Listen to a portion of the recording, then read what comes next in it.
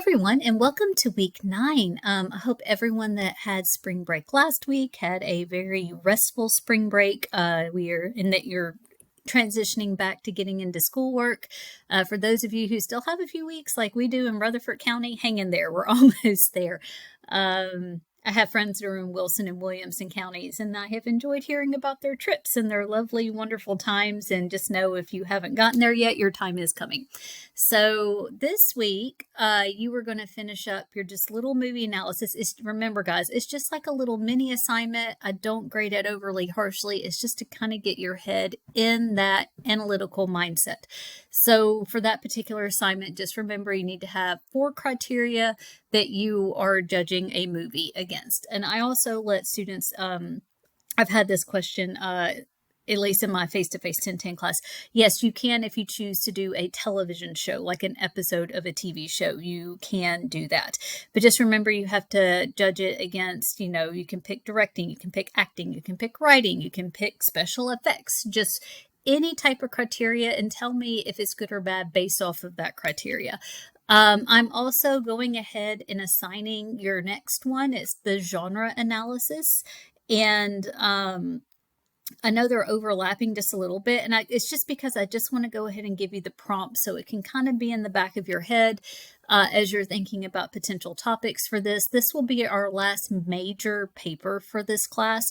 We will spend about a month on it, and that also includes like the week I give you off for spring break. So you're going to have plenty of time to work on this. I just want, as I said, for you to have this in the back of your head and just start thinking about potential topics.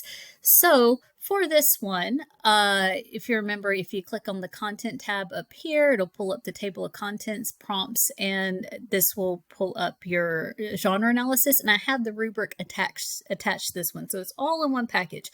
This one has the prompt. It actually also has an example plus the rubric. So all in one, nice and neat, bowed up for you.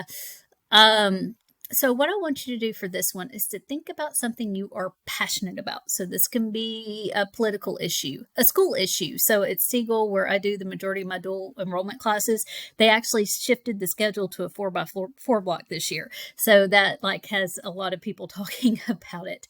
It can be a social issue, just anything. So what I want you to do is find a genre about this issue. Now remember, a genre is just a type, and in this case it would be a type of communication.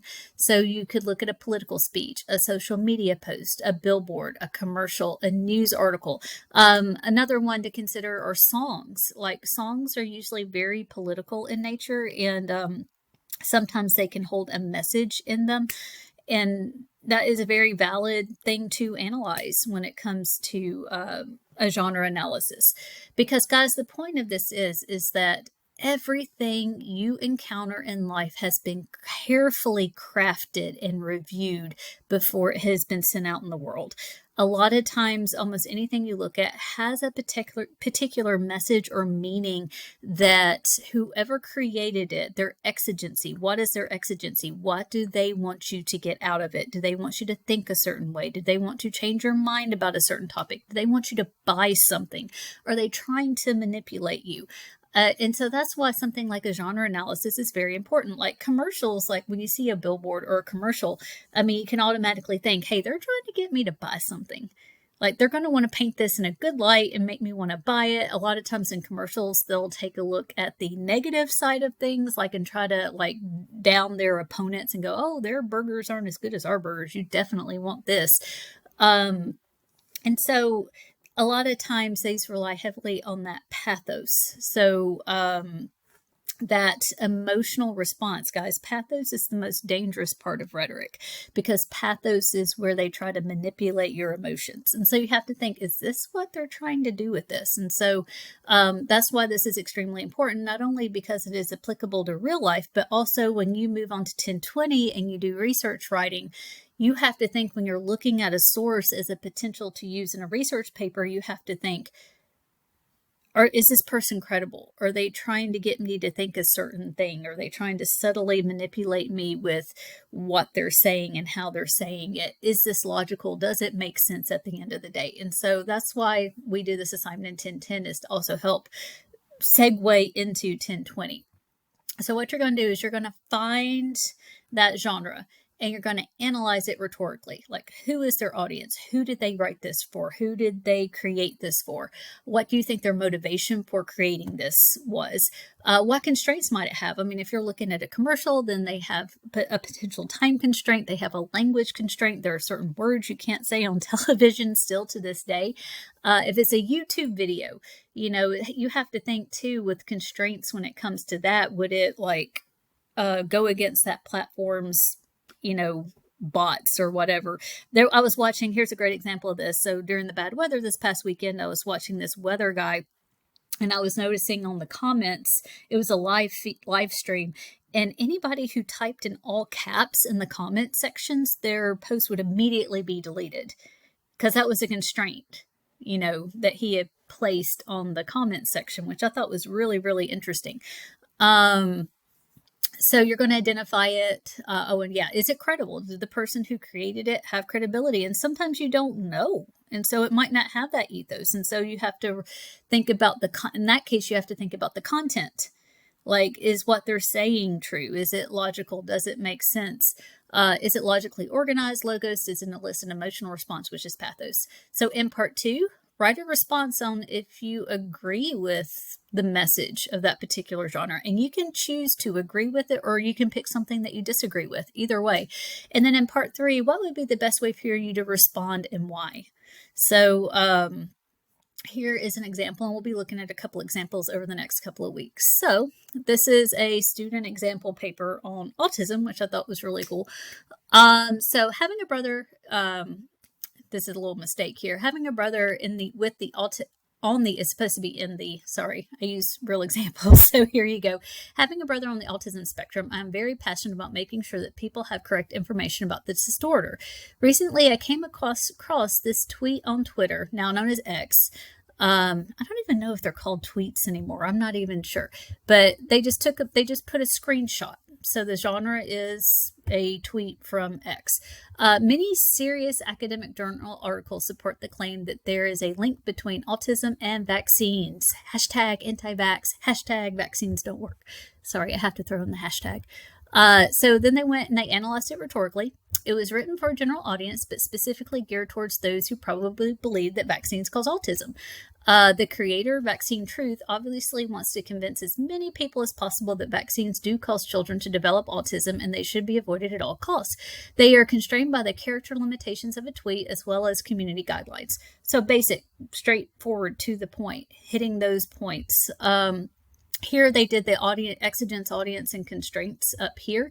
Then they went and they did the ethos, pathos, logos down here. The creator is not very credible. I could not find any information about the person behind it. So it is doubtful that it is a doctor or expert in the field. So that's true. What they did is they clicked on I could go on there and click on Vaccine Truth, and you can't tell who actually wrote it.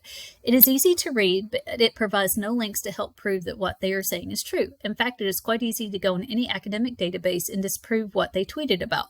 Also, the word serious really isn't the correct word to help present a logical argument. It would have been better to say prestigious, vetted, or peer-reviewed, but they purposely did not use that type of language, which indicates it might not be true. And there is some truth to that. You can analyze the language being used, because language is very important.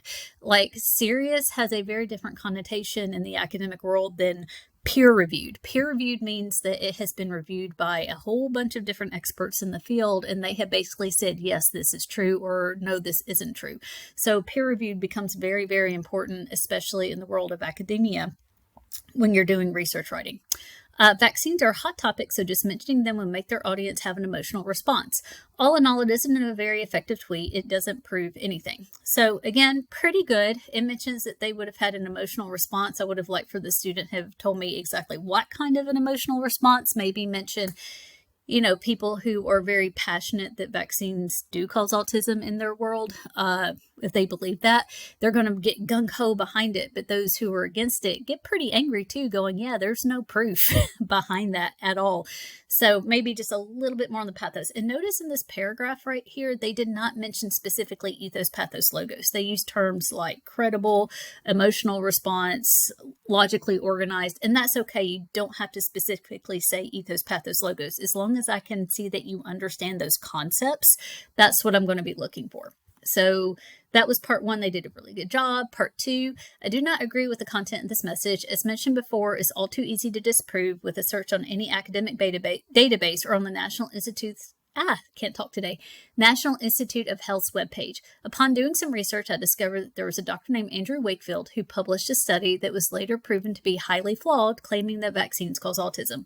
In fact, there are hundreds of published works that prove that there is no connection between vaccines and autism, such as a study that was published on the National Library of Medicine's website titled "Vaccines Are Not Associated with Autism: An Evidence-Based Meta-Analysis of Case Control and Cohort Studies." It can be found here. And then they provided a link. This consensus is generally supported by most in the medical community. So this is whether they believe with or not. And then they went out and they proved that their belief was true. So that is something you can absolutely do in this paper. Do a little bit of baby research yourself to prove or disprove whatever the genre is that you're analyzing. And so how would you respond to it? Because guys, response is so very important, because we are always inundated with things, and we always have to think, how is the best way to respond to whatever is being said to us? And I think I like this paragraph right here, because I feel like it's very true. Over the years, I have found that replying directly to a person making a post like this is not effective. And that is true. A lot of times it just goes into a tweet war, like they say down here. My purpose would try to be and convince them that my opinion is correct. But there are certain groups of people that cannot be reasoned with, and any response would probably just result in a tweet war, which they are entertaining to read, but you really get nowhere with them. The best response I can make would be to create my own tweet, post to my personal page with a link to that peer-reviewed research article that shows that vaccines do not cause autism. It could look something like this. So this is how they would respond right here. So there's so much misinformation about vaccines and autism. Check out this vetted source, #vaccines don't cause autism.